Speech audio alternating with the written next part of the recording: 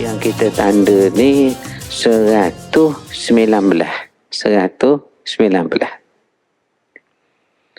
Syukur bererti mengikat nikmat. Allah menjanjikan kepada orang-orang mukmin. Kepada orang mukmin ni yakni orang percaya. Orang percaya, orang yakin, untuk mengurniakan tambahan nikmat-nikmatnya jika mereka ikat nikmat itu dengan syukur. Bismillahirrahmanirrahim. Assalamualaikum warahmatullahi wabarakatuh. Alhamdulillah wassalatu wassalam ala rasulillah wa ba'. Ashabul fadilah, tuan imam kita, tuan Bilal kita, ahli jawatan kuasa masjid kita yang berkat ini, ibu bapa muslimin muslimat yang saya kasihi sekalian. Pertamanya syukur kehadrat Allah ibu bapa sekalian. Panjang lagi umur kita, sedar tak sedar bulan Safar dah kita. Inilah bulannya bermula hijrah Nabi SAW dan bulan Nabi kita mula jatuh sakit. Nabi kita mula jatuh sakit lebih kurang 13 hari. Lalu membawa wafat baginda SAW waktu duha 12 Rabiul Awal itu. Tapi yang mula-mula Nabi jatuh sakit, inilah bulannya, yakni bulannya Safar. Jadi malam ini kita nak menyambung pengajian kita tu. Dekat mana dah kita tuan-tuan? Terpulang pada ustaz lah ya. Jadi kalau ikut saya, yang kita tanda ni 119.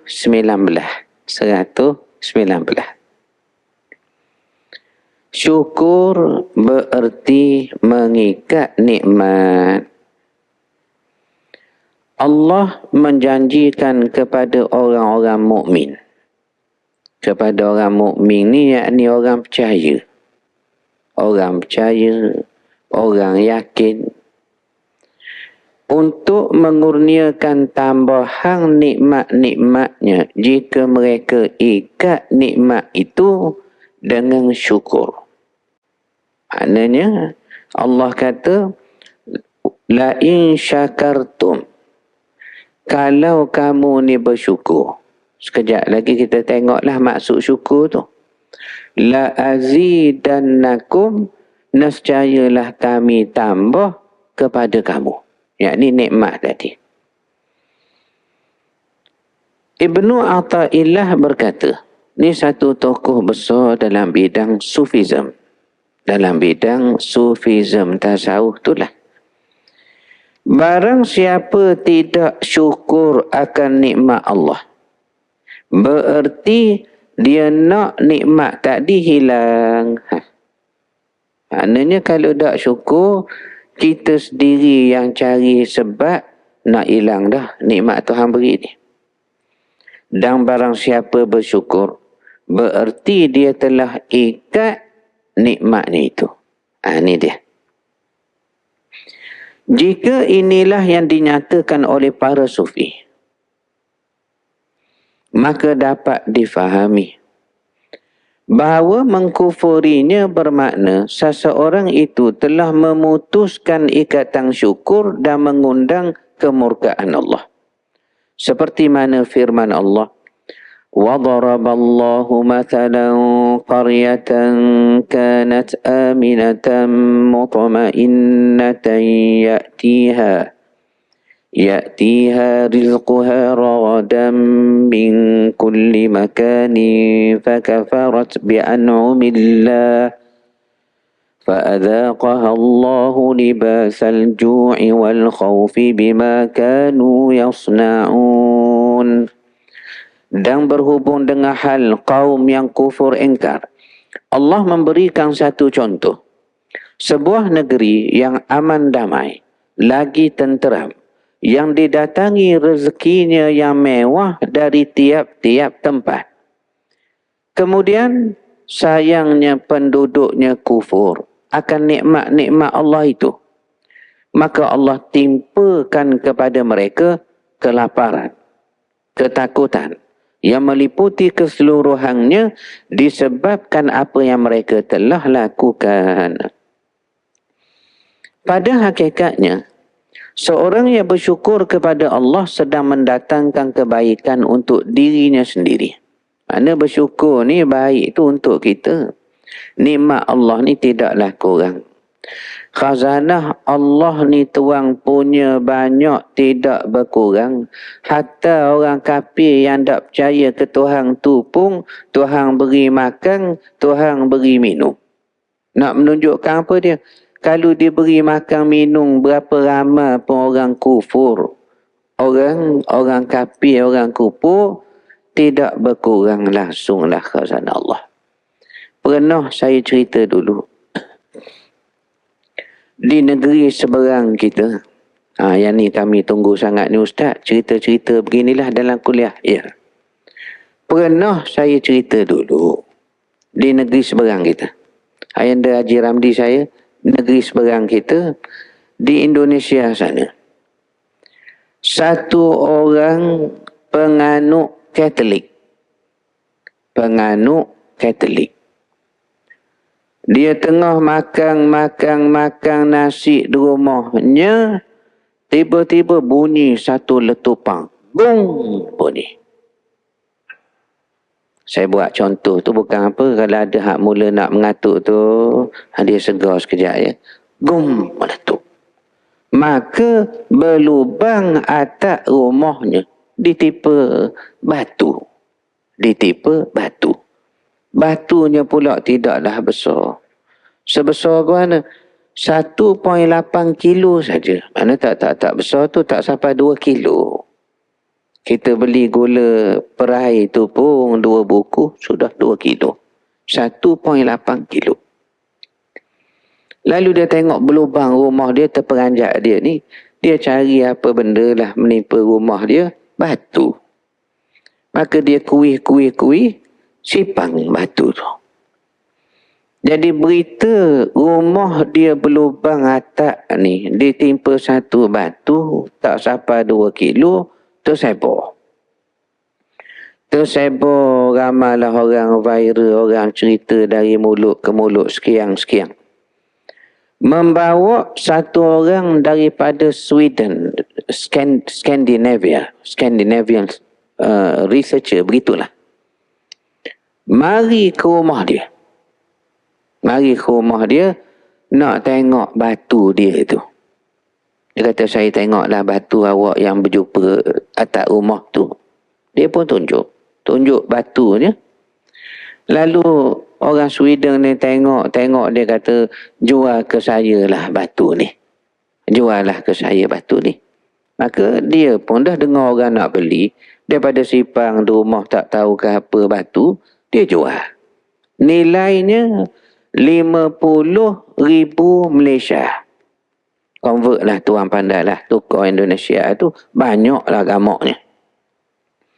Jadi boleh pitih banyak ni tuan, apa dia buat? Beki atas rumah dia sikit, beki kubur mendiang ibu bapa dia sikit, dan dia sedekah ke gereja kampung dia tu. Buat kebajikan lah kalau kita tukar kapek ke apa sekian lah. Tidak lama, tersebar satu link, cerita ni tahun 2011. Lama dah tu. Tersebar satu link yang mengandungi wawancara satu TV station dengan orang hak beli batu tadi daripada Sweden, Scandinavia tu. Dan wawancara ni berkisar pada batu tu. Rupanya tuan, batu ni batu meteor.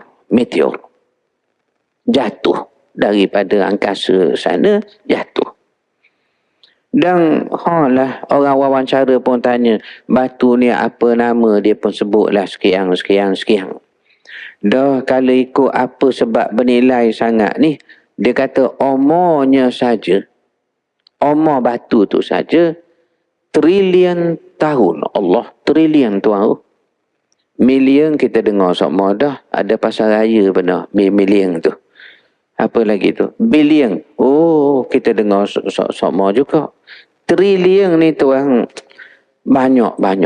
Kalau tuan kira dengan jari tangan, habis capur jari kaki, ulang banyak kali, gila gamak dia nak beri cukup trilion tu. Terlalu banyak. Jadi, trilion tahun umurnya. Dan Sesen TV ni pun kacau lah tuan-tuan. Dia tanya, nilai yang batu ni berapa? Jadi, orang hak jual tu nak dengar lah. Sebab awak beli dengan saya 50,000 Malaysia. Kata dia, nilainya ialah 7 juta US dollar. 7 apa Ustaz? 7 juta US dollar. Convert duit kita. Berapa sekarang tak tahu saya ni. Ya. Kali 5 lah gamak 30 juta lah kita kata. 30 juta ringgit Malaysia batu tak sampai 2 kilo. Meteor. Yang tergantung di langit dan angkasa tu macam sapah sarap sahaja tuan. Oh. Yang kita nak kata apa dia ni? Dah kalaulah meteor lain tu jatuh. Ada hak besar, ada hak kecil, ada hak lonjong, ada hak segitiga, banyak lah. Berapa pitih kita nak sedia atas dunia ni nak bayar. Tu baru meteor yang seperti sapah-sapah saja. Belum borusnya, belum mataharinya, belum planetnya. Kaya Tuhan ni. Kaya Tuhan ya. Kaya. Kerana terlalu kaya itulah Tuhan tak buat kira. Kafir ke, Islam ke, makanlah. Cuma orang Islam ni, atas dunia Tuhan beri makan, beri harta. Di akhirat lebih lagi, lebih. Satu hari, Nabi Ibrahim alaihissalam digelar Tuhan ni Khalilullah, kekasih Allah. Tak ada sebab lain. Sebabnya ahli tafsir kata kerana suka ajak orang makan. Sebab Ibrahim ni dipanggil kekasih Allah, dia suka ajak orang makan. Macam tuan-tuan ni lah. Patang saya mari kan nak ajak makan semua. Gamaknya lah ya. Saya mengajar masjid tuan ni 6 tahun dah. Tak ada lagi ajak makan ya. Ustaz, kami insaf dah Ustaz. Mulai malam ni. Begitulah patutnya. Jadi ke mana? Dia mengajak orang makan. Tidak pernah dia makan seorang. Sehingga suatu hari, tengah hari, dia turun rumah. Tak ada orang agama millah ni tauhid. Ajaran apa ni, percaya Tuhan satu. Tak ada. Yang ada Nasrani. Tapi walaupun Nasrani ni dia mari kemudian benar. Pasal dalam Quran ada sebut gini. Yahudi kata Abraham ni Yahudi. Nasrani kata Ibrahim ni Nasrani. Maka Allah jawab, ma kana Ibrahim Yahudiyan Jew wala Nasraniyan Kristian. Ma kana Ibrahim Yahudiyan wala Nasraniyan walakin kana hanifah. Tetapi agama Ibrahim ni hanif. Agama percaya Tuhan satu. Bukan macam orang Nasrani. Trinity, the Holy Trinity. Father in heaven is God, Son is God, and Holy Spirit is God, but they are not three God, one God. Oh, bukan nah kita punya kuliah malam ni. Bunyi orang putih tu tuan ya.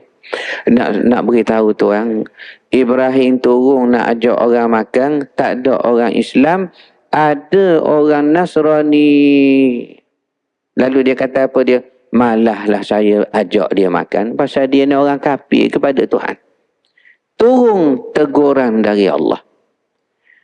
Sungguh pun mereka kafir Telahlah lama kami beri makan minum pada mereka. Itu Ibrahim pun ajak makannya masuk Islam orang tu. Jadi Ibrahim dikatakan dinamakan kekasih Allah kerana suka mengajak orang makan dan tidak pernah makan seorang. Ibrahim. Jadi maknanya besar kuasa Allah, kaya lagi kaya, tidak luput khazanah Allah. Betul. Jadi atas dasar itu, kita yang Tuhan beri sikit-sikit ni Tuhan ikat dengan syukur. Syukur tadilah sedekah. Sedekah terbagi bagi dua jenis. Sedekah wajib, sedekah sunat. Sedekah wajib ni apa dia? Zakat hak kita keluar tu lah. Dan sedekah sunat ialah hak kita sedekah sebagai nafilah, sebagai amalan sunat kita. Jadi apa hukum kita sedekah durian kepada toke durian? Hukumnya kadang-kadang jadi sunat. Kalaulah toke durian tu memang kedekut berdoa lalu, tak rajin sapa walau seulah durian dia, hak kebunnya berekar-ekar ke rumah jiran sebelah tu. Kita pun beli durian dia, kita sedekah ke dia. Hukumnya sunat. Boleh buat begitu. Sambung tu. Sambung ya. Oleh kerana itu, ulama tasawuf selalu mengetuk pintu syukur kepada Allah dalam semua keadaan mereka. Memuji-muji Allah dan mengakui Allah sebagai zat yang maha menentukan segala sesuatu serta redha terhadap segala ketentuan. Itulah caranya mereka merendah diri ke hadapan Tuhan, lalu memohon kurniaan Tuhan yang maha luas itu. Hati mereka dipenuhi dengan cahaya makrifat, tunduk jiwa mereka kepada besarnya Allah dan selalu merasa sesak lagi miskin mereka di hadapan Allah. Mereka sedar mereka datang dengan dagang lagi tiada apa-apa pun melainkan semua kehendak Allah dan kurniaan Allah semata-mata. Lalu lisan mereka selalu mengucapkan pujian, bersodam zikir kesyukuran. Kita berdoa agar termasuklah kita dalam kalangan mereka yang bersyukur atas kurniaannya yang tidak terhitung. Alhamdulillah. Habis itu. Masuk tajuk baru. Tajuk baru kita tuang syurga. Tajuknya syurga. Firman Allah Subhanahu wa taala, "Sabiqu ila maghfiratin min rabbikum wa jannatin arduha ka'ardis samai wal ard u'iddat lil ladina amanu billahi wa rusulihi dzalika fadlullahi yu'tihi man yasha' wallahu dzul fadlil 'azim." Berlumba-lumbalah kamu dengan mengerjakan amal-amal yang baik untuk mendapat keampunan dari Tuhanmu serta mendapat syurga seluas langit dan bumi yang disediakan bagi orang-orang yang beriman kepada Allah dan Rasul-Rasulnya. Itulah anugerah Allah yang diberikannya kepada sesiapa yang dikehendakinya. Dan sesungguhnya Allah mempunyai limpah kurniaan yang besar. Surah Hadid. Mutiara tasawuf kali ini akan membahaskan tentang kenikmatan syurga yang dijanjikan Allah buat hamba-hambanya. Walaupun Rabi'atul Adawiyah telah menyifatkan syurga ini seperti katanya di dalam syairnya. Sesungguhnya aku beribadat bukan kerana syurga atau takut kepada neraka, tetapi aku ibadat kerana cintaku kepada Engkau, wahai Tuhan. Inilah kemuncak ketaatan hamba apabila ia tidak melaksanakan ketaatan, melainkan sebab kasih dan cinta kepada Tuhan. Namun, di dalam kita bertatih menggapai cintanya ini, yakinlah kita dengan merenungi nikmat-nikmat syurga yang Allah janjikan kelak pasti membawa kita semangat untuk beramal soleh dan meninggalkan sedikit demi sedikit dunia yang fana ini. Apakah syurga? Hampir tidak dapat kita pilih perkataan yang sesuai untuk susun bagi menggambarkan kepada pembaca bagaimanakah syurga yang telah dijanjikan Allah. Ini kerana sabda Nabi SAW. Apa sahaja yang kita fikirkan tentang syurga, walau sebaik mana pun gambaran itu bukan syurga.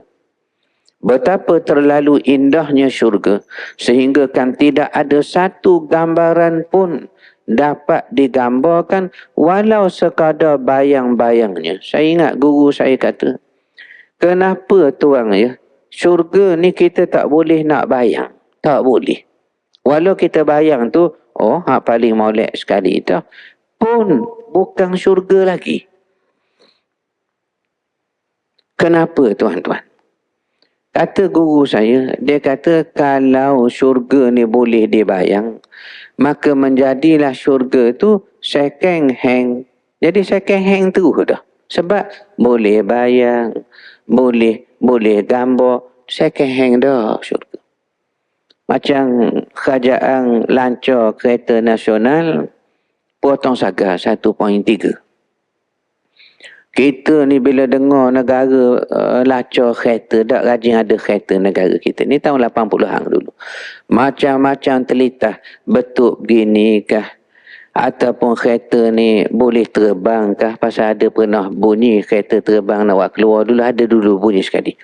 Kereta ni begini kah? Kereta ni begini kah? Kita fikir tuan ya, tak sama.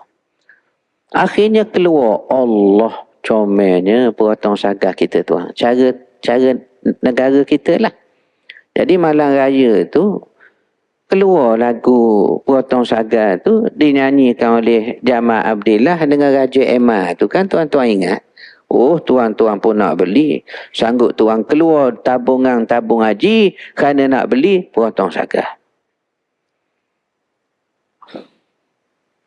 Sanggup keluar tabung haji. Tu yang saya tak faham tu. Nak beli kereta tu. Jadi dia kata apa dia? Walaupun bayang-bayangnya tak boleh nak dibayang.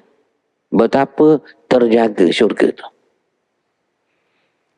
Sempatlah penulis membaca beberapa karya ulama tentang syurga. Antaranya Al-Jannatu Na'imuha wa Tariqu Ilaiha. Syurga nikmat-nikmatnya wa tariqi ilaiha dan juga jalan nak sampai kepadanya macam mana. Karya ini dikarang oleh Ali Hasan Al-Athari rahimahullah alaih. Saya teringat malang nak susung penulisan ni, buku tentang syurga neraka tu nipis je buku ni. Tapi kita baca tu Allah kata takutnya bila disebut tentang neraka tu. Bulan dan matahari diikat oleh Allah lalu dicampur dalam neraka. Bulan, matahari Allah ikat. Allah campur dalam neraka. Sehingga ahli neraka dan ahli syurga nampak bulan matahari jatuh dalam neraka. Kenapa Tuhan buat begitu?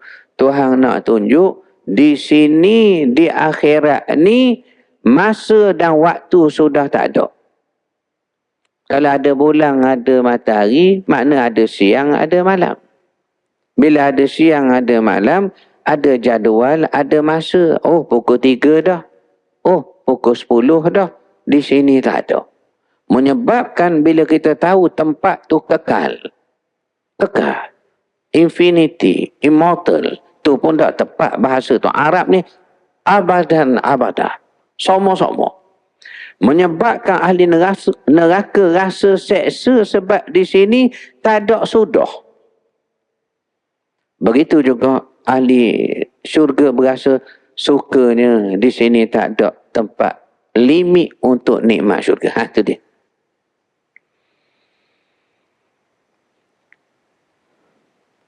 Ada baiknya kita nukilkan gambaran syurga seperti yang telah dinyatakan oleh pengarang karya tersebut berdasarkan ringkasan dari hadis-hadis Nabi sallallahu alaihi wasallam.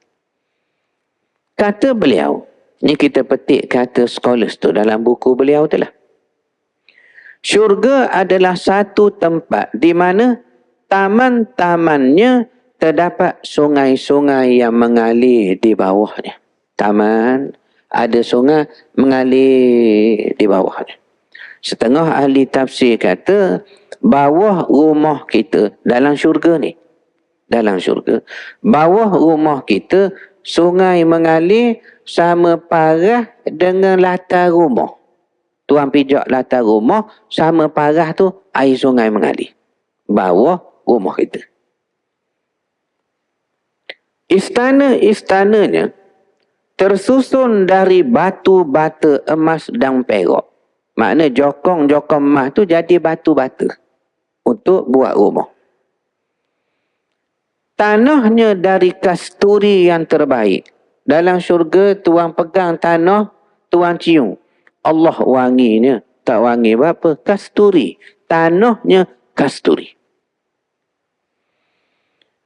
Batu-batu kerikil terdiri dari intan, permata dan mutiara. Tuan boleh bayang tak kita berjalan, batu-batu tepi jalan tu zamrud Colombia, nilam Sri Lanka, delima Burma, contohnya lah. Jadi tuan pijak, tuan sepak saja permata. Ni dalam syurga ni.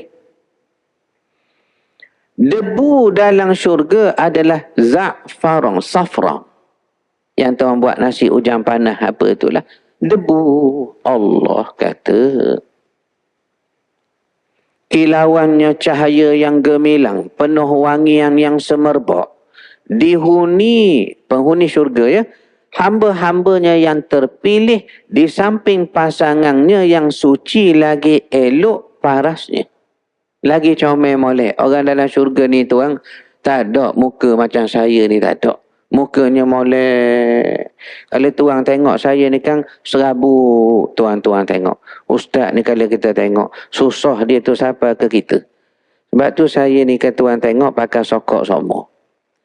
Pakai sokok ni dia ada dua cara saja. Sama ada sendeng ke kanan atau sendeng ke kiri. Sama dua je. Kata guru saya, Abang Hussein sokok Melaka hidup lagi. Barang siapa yang memakai songkok di sendengnya ke kanan, dia sedang senang hati. Dan barang siapa memakai songkok di sendengnya ke kiri, macam saya ni, dia dalam keadaan susah semua. Jadi saya ni tuan keadaan susah semua. Jadi jemaah pun tengok serabut tengok ustaz. Maknanya orang macam saya ni dalam syurga tak ada. Muka begini tak ada. Kerana apa? Dalam syurga dia kata apa tadi tu? Suci lagi elok parasnya. Dalam hadis kata, dalam syurga ni tuan dia ada pasar. Pasar bahasa kita. Mall. Oh, ada mall, ada. Bila? Hari Jumaat. Tadi ustaz kata bulan dengan mataharinya ikatnya capak neraka. Makna tak ada hari, tak ada masa. Betul. Cuma dalam syurga dia ada hari nama Jumaat. Tapi jangan sangka lepas Jumaat ada Sabtu, Ahad, Isnin. Tak ada. Jumaat aja. Makna mulia hari Jumaat ni tuang atas dunia. Ya. Sehingga Imam Qurtubi menyebut di dalam karyanya Ar-Ruh, yakni ruh. Si mati di alam barzah terkadang mengetahui hari di atas dunia ialah hari Jumaat. Kerana mendengar kicauan burung di atas kubur sedang bertasbih kepada Tuhan dengan bahasa mereka. Ini berkait dengan firman Allah dalam surah Ar-Ra'd. Walakin yusabbihu lahu ma fis samawati wal ard. Telah bertasbih kepada Allah segala yang ada di langit dan bumi. Dan Allah sebut dalam firman-Nya lagi, walakin la tafqahuna tasbihahum. Tapi kamu semua tak faham apa mereka tasbih. Dah burung, dia tasbih cara bahasa dia. Dah ayang, dia berkokok. Kata guru saya, dia berkokok pagi, kok pagi. Sebenarnya kalau terjemah bahasa Arabnya, dia kata begini, Udhkurullaha ya ghafilin. Ingatlah pada Allah, wahai orang yang lalai ni. Terbungkam tidur depan TV, tak sedar-sedar bangun tengah malam. Orang lalai belaka ni. Udhkurullah. Ingatlah Allah. Begitu. Jadi, bila burung berkicau di kubur, dahang pokok kubur kah, tahulah si mati di alam barzah, sudah hari Jumaat dah atas dunia. Mana besar hari Jumaat ni? Besar hari Jumaat ni. Lalu ada satu hari dalam syurga namanya Jumaat yang membawa maksud hari berkumpul, dan semua penghuni syurga akan mengunjungi pasar, mall lah. Yang mana bila mereka mengunjungi pasar ni, mari satu angin. Angin mari dia tiup kita, sapu kita. Menyebabkan rupa parah kita koho molek. Bertambah molek. Dan bila kita balik di rumah, kita buka pintu, tengok anak bini kita di rumah, mereka kata apa dia? Muka awak bertambah elok lah. Dan kita pun yang tinggal mereka tadi, kita tengok mereka pun, kita kata, awak pun bertambah elok. Ni dalam syurga ni tuang, dia koho molek. Atas dunia ni koho lah, koho kurang. Kalau tengok jemaah kita ni, saya ingat dia Al-Falah 6 tahun dah saya ni tuang. Ya. Kalau tengok tuan-tuan ni, ada yang 100 tahun. Dari segi rupa tu. Dulu tak ada rupa sampai ketara macam ni sekali. Begitulah kita kata. Dari hari ke hari menambah umur kita. Kurang. Baik. Antara sifat syurga. Pertama, wajah rombongan pertama dari kalangan ahli syurga adalah seperti bulan dan bintang. Hadis ni muttafaqun alaih. Mana rombongan pertama nak masuk syurga, kita boleh tengok Allah comelnya. Seakan bulan dan bintang. Disebut begitu. Muttafaqun alaih. Kedua, terdapat 100 tingkatan, 100 darjat, 100 tingkatan level, mustawa. Dan kedudukan bagi mereka yang berjihad fi sabilillah mengikut darjat ketakwaan mereka di dunia dulu. Seperti orang baca Quran, mereka duduk dalam syurga ni tinggi. Mengikut siapa ayat mana paling akhir mereka dang baca atas dunia dulu. Dia dang baca atas dah, tinggi dah. Dia baru baca tengah, qadar tu lah. Mengikut darjat ketakwaan mereka di dunia dulu. Dan jarak setiap tingkatan dengan tingkatan tadi seperti langit dan bumi. Darjatnya dalam syurga ni. Hadis ni hadis sahih Bukhari. Ketiga, pemandangan yang sangat indah di dalam syurga seperti singgah-sana yang tinggi. Tilam dan bantal-bantal yang tersusun untuk kerehatan penghuninya. Untuk berehat saja-saja. Istana Syarqiyah Terengganu tuang, antara istana, besar lah. Nilainya tak payah sebut lah. Zoo pun ada dalam istana. Zoo pun ada. Nak kabarnya besar. Satu hari saya temang orang. Pergi ke istana Syarqiyah. Betul ke temang Ustaz? Rendah dirilah sikit. Temang orang. Masuk, dah habis dah masa kita ya. 4 minit lagi ya. Baik. Saya ni kerja menunggu habis masa je tuan-tuan. Saya ni tuan-tuan tak payah tunggu. Saya hanya tunggu dulu. Lagi 4 minit. Pergi sana Syarqiyah. Tuan-tuan betul lah. Dia buat tempat duduk tu bahasa tinggi. Merata-rata. Kata. Bata golek begitu begini. Kita kata, oh comelnya. Di sini tepat dia comel. Nak kata apa dia tuang? Dalam syurga lebih lagi. Singgah sananya tinggi, batanya tersusung untuk rehat saja-saja. Duduk berehat saja. Ya. Juga terdapat pasar, baru kita sebut tadi. Juga terdapat pasar dalam syurga yang hanya terdapat pada hari Jumaat. Setiap penghuni yang mengunjungi pasar itu akan disapa oleh angin yang berhembus lembut ke wajah mereka sehingga rupa mereka bertambah baik, bertambah elok. Hadis sahih riwayat Muslim. Keempat, antara nikmat syurga yang paling agung ialah penghuninya diizinkan melihat wajah Allah Subhanahu wa taala. Hadis sahihul jami'. Kat mana dalil kita boleh tengok wajah Allah? Dalam Quran sebut wujuhun yawma idin nadhirah ila rabbiha nadhirah.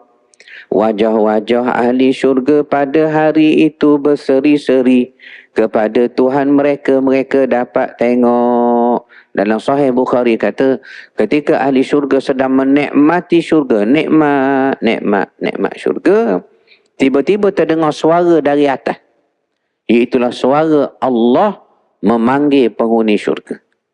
Maka Allah kata, inilah harinya untuk aku tunaikan janjinya. Seperti yang pernah aku sebut, wujuhun yawma idin nadhirah. Wajah-wajah kamu akan berseri. Ila rabbiha nadhirah. Kamu akan melihat Tuhanmu. Maka diangkat singkat ataupun hijab sehingga ahli syurga dongok nampak wajah Allah. Tak lama Allah tutup. Bila tutup, tak ada dah nampak. Mereka masih terpegung begitu kerana terlalu besar nikmat dalam syurga melihat wajah pencipta syurga itu. Pencipta syurga itu. Ya. Marilah kita merenung satu kisah yang dinukilkan Dr. Ain Abdullah Al-Qarni dalam karyanya Jannatu Ma'wah. Kisah Abu Sulaiman Ad-Darani dan pemuda. Kisah dia begini. Abu Sulaiman Ad-Darani ni, dia nak pergi ke Mekah dalam rombongan.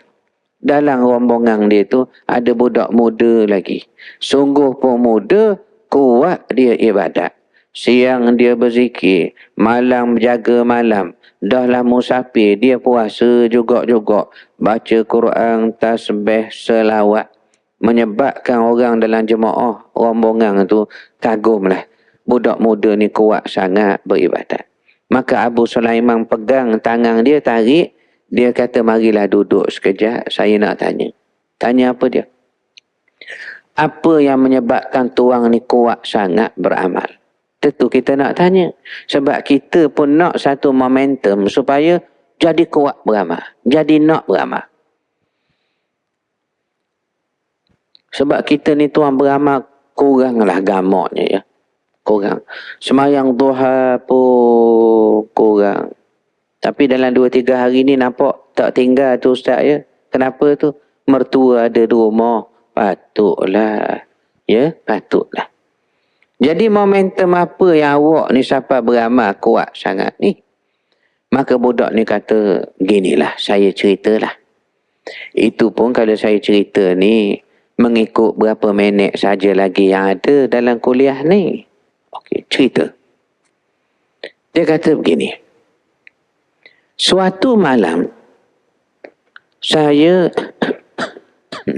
bermimpi. Asal yang saya jadi begini ni, satu malam saya bermimpi.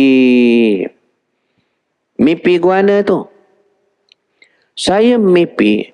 Saya berada di satu tempat yang molek. Datuk saya kata tu. Itu yang saya kata tu. Dah habis cerita kita ni tuan ya. Jadi oleh kerana dah habis, kita sambung bulan depan pula. Tuan-tuan, panjang umur kita bertemu pula. Wa sallallahu ala sayyidina wa habibina Mustafa wa ala alihi wa sahbihi ajma'in. Walhamdulillah rabbil alamin. Assalamualaikum warahmatullahi wabarakatuh.